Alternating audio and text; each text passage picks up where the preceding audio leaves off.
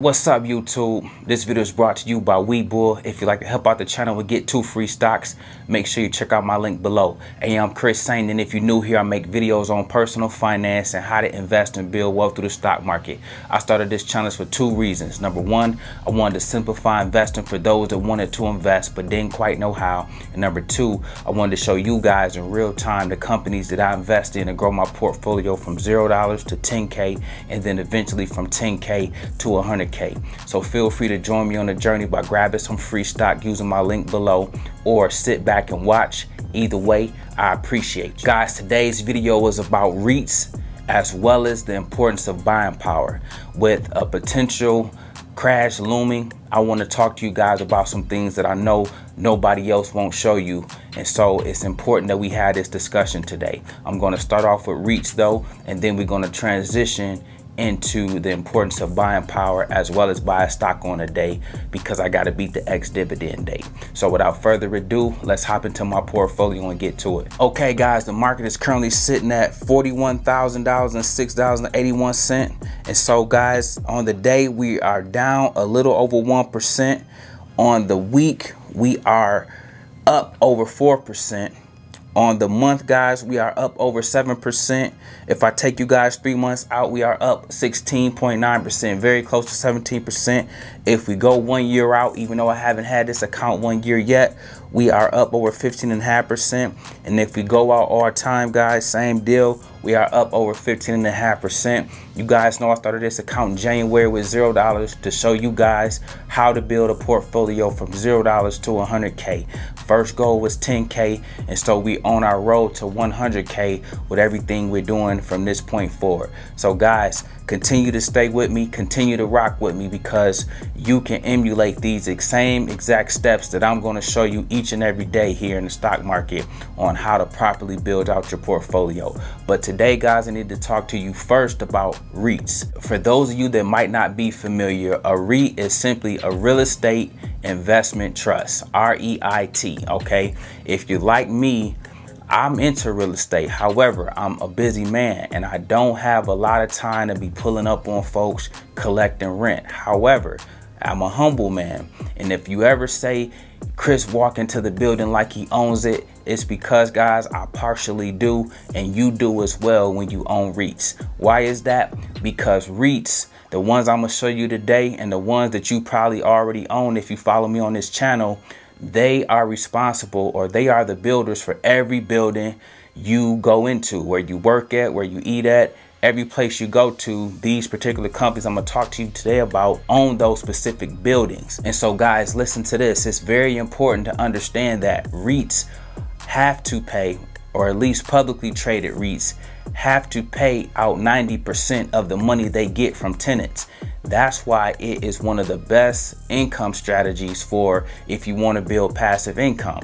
One thing I want you to know that most people won't tell you though, REITs are taxed like regular income. So it will be the same or equivalent as if you get money from your job when you own REITs in your stock portfolio. However, the best way to own a REIT, if you have it outside of your portfolio, is to own it inside your Roth IRA or own it inside a tax efficient account. That way you don't get taxed for all the money that they're going to pay you each and every month or quarter.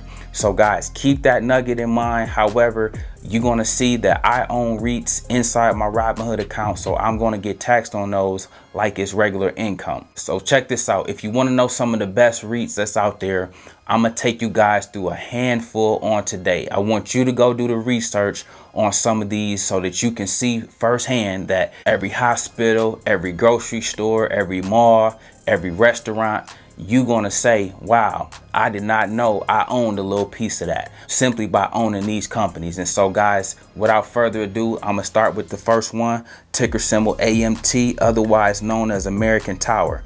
The next one, guys, is Crown Castle, CCI.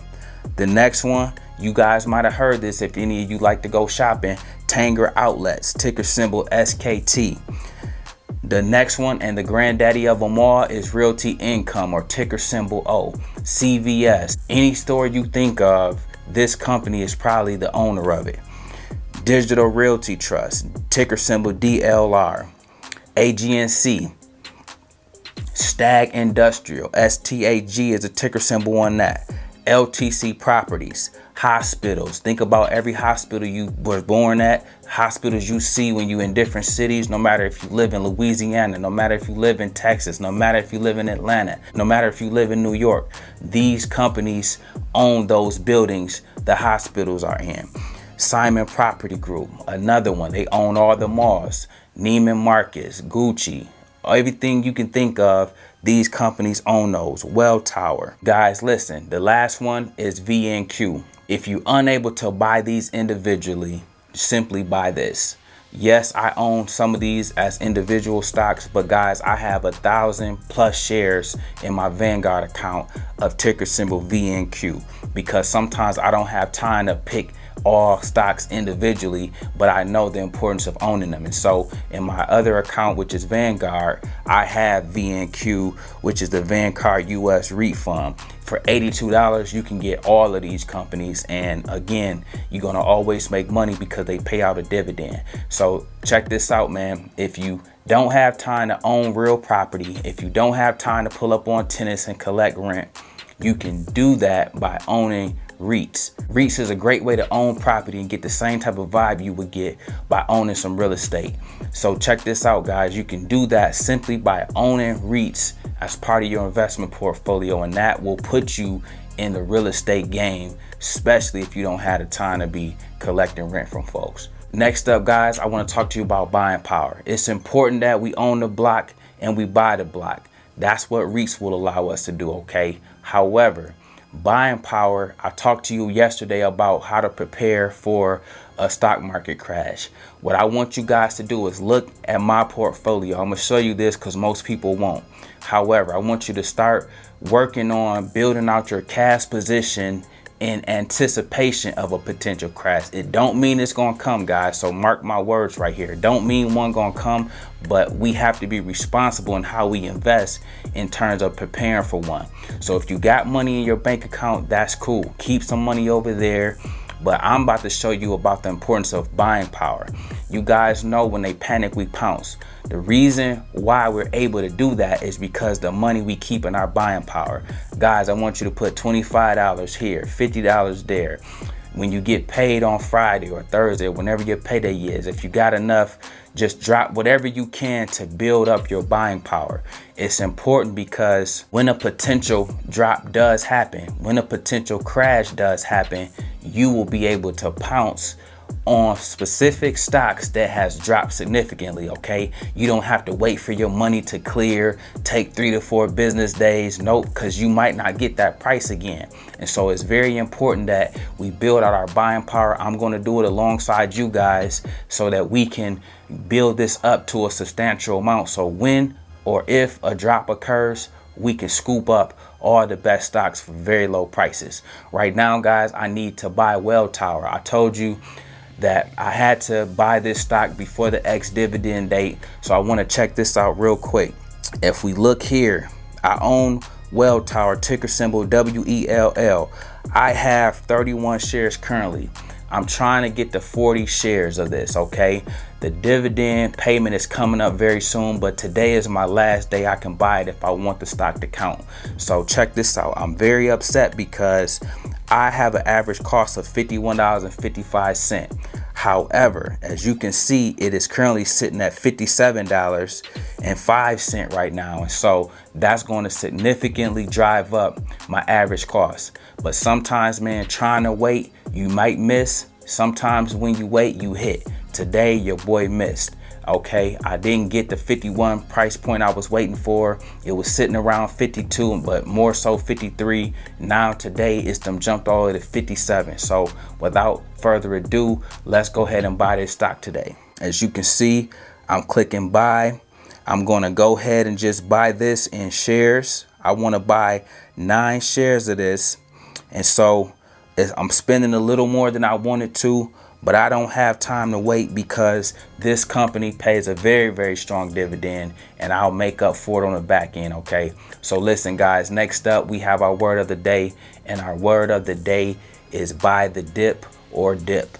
Guys, what I want you to know is that a dip occurs when a stock is going up. So you can't buy a dip on something that's going down. That's when you average down, or that's when you just buy low. A dip, however, means your stock, like my stock right here, I don't have time to do it today because it's the last day before the ex-dividend date.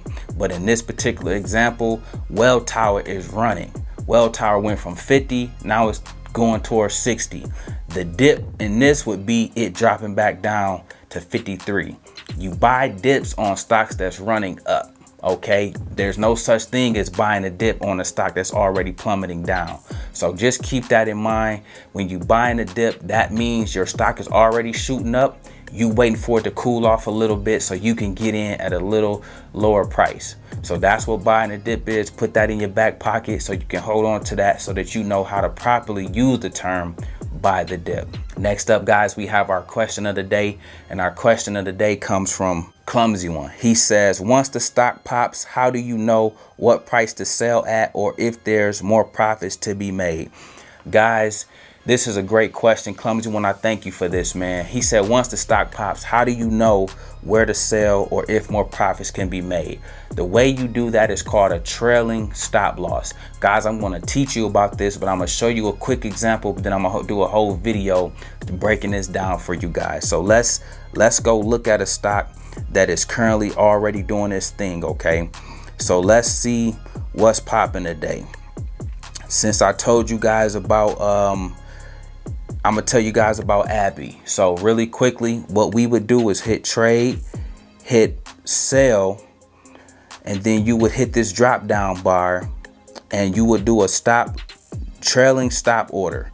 Okay, and you see this percent, you want to always put it at 5%. Okay, so that's letting you know that if this stock drops to 87, it's going to sell and I'm going to make all my money, okay, versus having to watch the stock market all day. So guys, I want you to start using this. One time before you guys got a hold of me, a lot of you was invested in Genius, and Genius burned a lot of you guys because I'm sure you didn't know about a trailing stop loss. Genius went from $1 to $12 and then dropped back down to $1. But you could have locked in all those profits by using this method.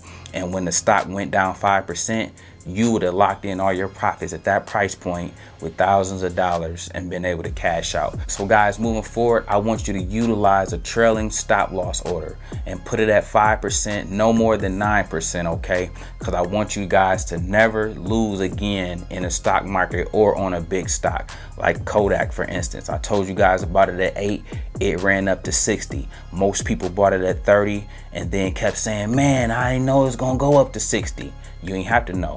If you put a trailing stop loss order in, it would have took you up there to 60 with it, cashed you out, and you would have been set. So guys, I hope that was helpful. Make sure if you got comments, leave them below. I'll grab them and add them to my next video. Listen, man, I make videos like this every week, so if you like this one, make sure you check out the next one. Remember, most people see the end result, very few consider the journey. Do me a favor, don't forget to like and subscribe to the channel. Make sure you grab some free stock using my link below, and I'll see you guys in the next one.